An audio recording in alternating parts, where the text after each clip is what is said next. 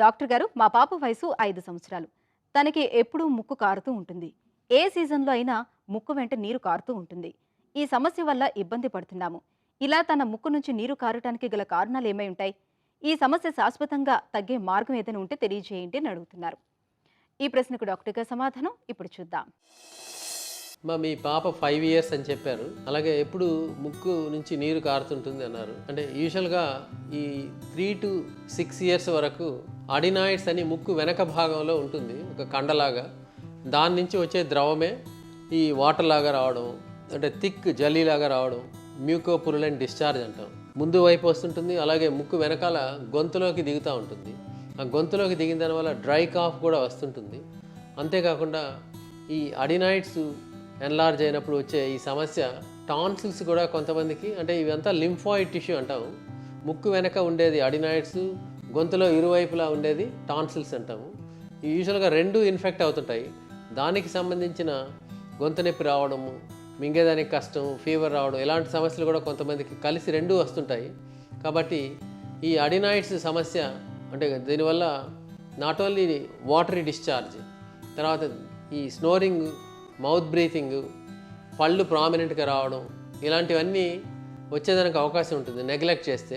ఈ సమస్య యూజువల్గా క్లినికల్ ఎగ్జామినేషన్, నోస్లో ఎండోస్కోపిక్ ఎగ్జామినేషన్ ద్వారా, అలాగే ముక్కు వెనక భాగంలో నాసోఫారింగ్స్ అంటాం, దాని ఒక side x-ray, lateral x-ray of the nasopharynx చేసుకున్న దానివల్ల అడినాయిడ్స్ అనేది ఎంత పెద్దగా ఉన్నది, అంటే ఎయిర్వే ఏమైనా అబ్స్ట్రక్ట్ చేస్తుందా, ముక్కు వెనకాల గాలి తీసుకునే దారికి అడ్డు ఉన్నదా, ఎంత తీవ్రతగా ఉన్నది అనేది నిర్ధారించవచ్చు.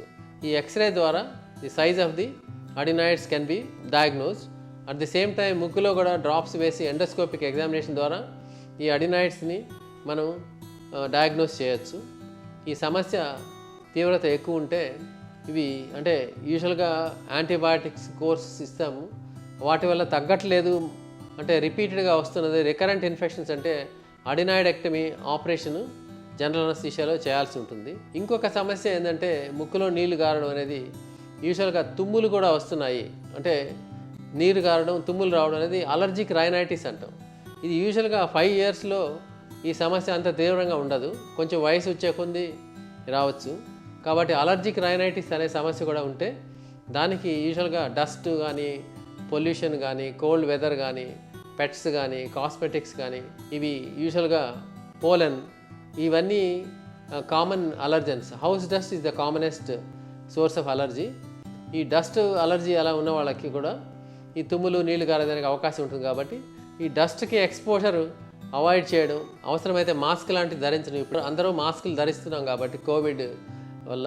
సో ఇండైరెక్ట్గా ఈ అలర్జీ ఉన్న వాళ్ళకి కూడా దానివల్ల బెనిఫిట్ ఉంటుంది.